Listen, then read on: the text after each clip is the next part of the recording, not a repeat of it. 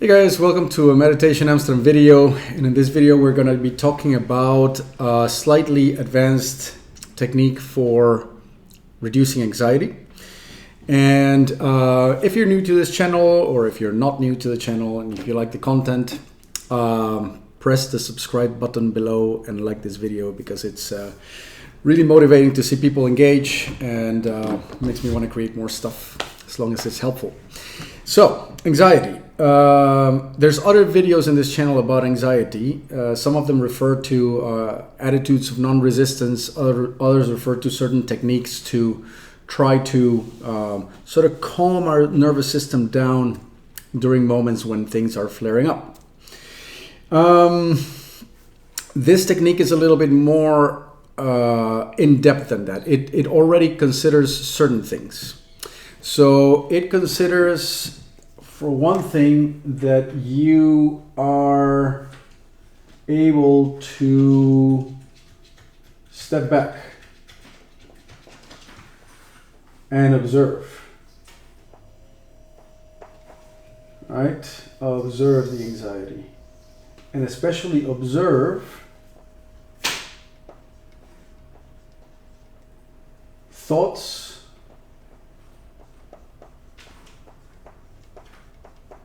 that triggered the anxiety or that get triggered by the anxiety, and you're able to observe body sensations, body feeling.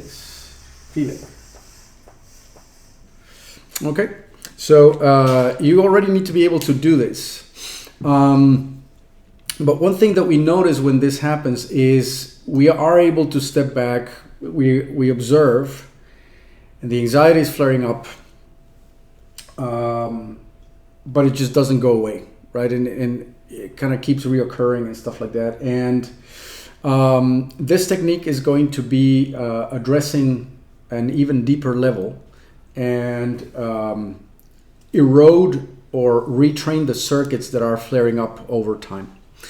Now, the basis for this technique is in martial arts, actually, and I've also heard similar things being mentioned in NLP. So I think we have all heard this whole idea in martial arts about like using your opponent's force to destabilize him, right? Or something along those, turning his strength against him, right? And but you know, it is kind of said a little bit superficially, and we rarely know what it means, what it really means. So in order to explain this, I'm going to draw this arrow here. And this arrow is force going in a certain direction. Yeah. So there's force going in this direction. And say that we are this blue element here, and we're standing here, right? So this is us. Now, and so now sort of force is being applied to us. And our instinctual response, or rather our instinctual reaction, will be to create force in the opposite direction. Right? So we will be tempted to push back. And the idea of pushing back will be to be able to maintain our equilibrium, and to stay in the same position that we're in. However, what this will do is it'll create a squeeze in our system, because we are opposing things directly, right? We're going against the grain of what's happening, and that's going to create a lot of friction and a lot of resistance, and it's a very clunky and primitive reaction mechanism to deal with something that's going on. In this case, force going in that direction. So what martial arts or certain types of martial art will advocate is to say, listen, the best way to deal with incoming force is to first join. In other words, we create an identical movement in the very same direction in which that force is going. Yeah. And so suddenly you have these force vectors going in the same direction. And what happens when we do this is we create a joint system. That joint system is going to look like this. So it will be something that is kind of like this.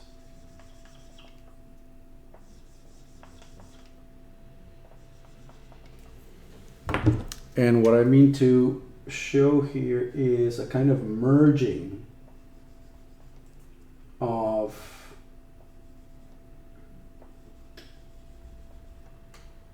these vectors of force.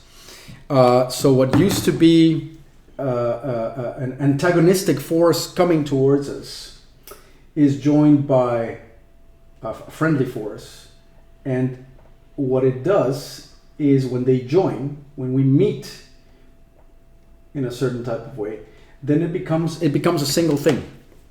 Now, this single thing can now be redirected in a different direction, in a different, so it can be redirected. Yeah, you cannot redirect this before you truly join it first, is what I'm trying to say here, right? To antagonize and to try to manipulate this is very difficult, is very inefficient, and is very ineffective.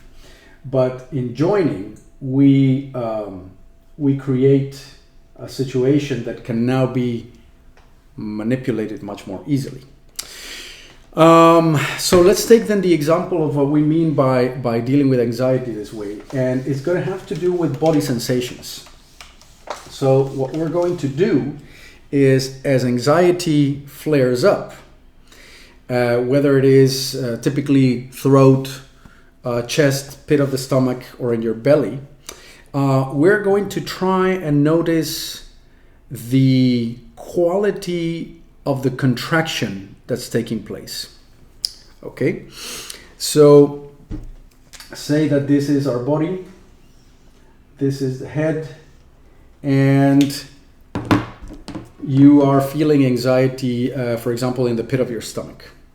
Now, normally that's, when you start to notice it, you're going to feel that it's kind of there. Yeah. But if you zoom into it, yeah, so if we amplify this by really noticing it with a lot of attention, you're going to notice that what appears as an indistinct red dot of sensations and kind of unpleasantness has a component of sensation and a component of movement.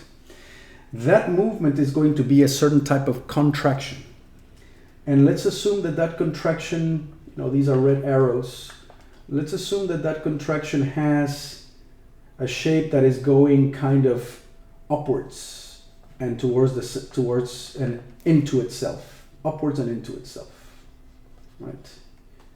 I'm trying to describe with words something that would look kind of like this, yeah. And that contraction, that movement is mixed up with certain pain or heat or discomfort, but it's not the same as the discomfort. It's an actual movement. And what we're going to try to do is we're going to try to distinguish in which direction that movement is happening. And see, normally, or many people who talk about how to get rid of anxiety says, well, try to relax that or try to relax into that. But we're going to go a step further, and I would say try to replicate it. Try to create, because this is an involuntary, well, first of all, it's unconscious. So it happens and you're just like, oh, I'm anxious. But now you feel the sensation in the body, so you've made it conscious, which is red dot. And as you zoom into it, not only do you make it conscious, but you make it very clear what's happening. So you distinguish feeling from movement. You focus on the movement element of it, and you create for yourself a movement that is identical to it. Yeah, so this is in green, so these are green arrows, and this is your attempt. Notice that it might not be identical because well, it's not identical, but you're going to make a movement in the very same direction. Yeah. So this is the body's reaction is reactive. Well, first of all, like we said, it's unconscious. You make it conscious, and but it's still an involuntary reaction. Involuntary reaction of movement. And you're going to match it with a voluntary action or response.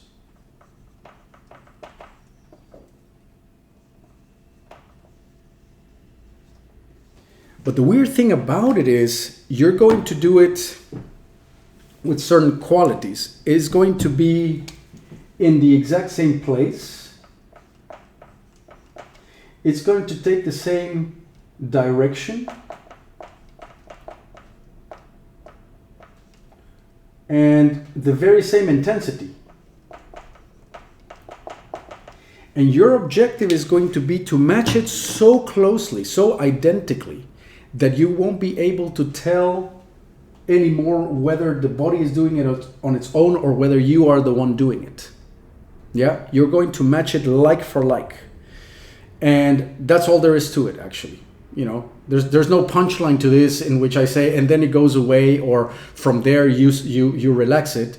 No, you are simply joining, and that's it. That your job is going to be to join that, and in joining that, you are actively retraining and actively engaging what used to be circuitry that is involuntary and completely untrained, and you are simply becoming acquainted with it, and over time that acquaintedness is going to result in a circuits that just learn how to regulate themselves. Yeah, so don't expect this to dismantle anxiety on the dot. No, we're going for something way more ambitious than that.